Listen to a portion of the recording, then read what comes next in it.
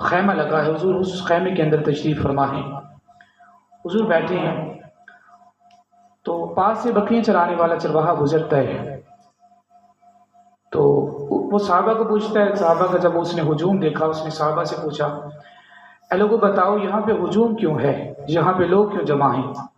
تو لوگ صحابہ نے کہا ہوگا نا کہ اج مانگ لو جو کچھ منگنا جے، ان رہ جانا جنہیں سنگنا جے، ایک کالیاں زلفاں والا ہے اج جنہیں ایتھو لنگنا ہے۔ صحابہ نے کہا یہاں حضور بیٹھے ہیں، اس نے کہا تمہارے حضور مجھ سے مل لیں گے، میری بات سن لیں گے؟ صحابہ نے کہا کہ ہاں ہمارے حضور غریبوں کو ملنے آئے ہیں۔ اس نے کہا میں غلام ہوں، میں بکریاں چراتا ہوں، مجھے کوئی سیدھا رستہ نہیں بتاتا، غلاموں کو کوئی سیدھا رستہ نہیں بتاتا، تمہارے حضور میرے ساتھ مل لیں گے، ملاقات کر لیں گے؟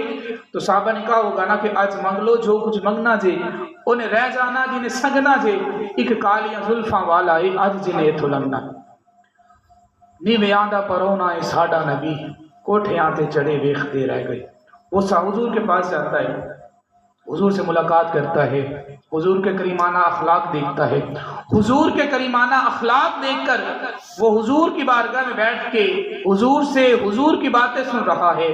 اللہ اللہ حضور کی باتیں، مرحبا رنگ و نور کی باتیں، چاند جن کی بلائیں لیتا ہے اور ستارے سلام کہتے ہیں۔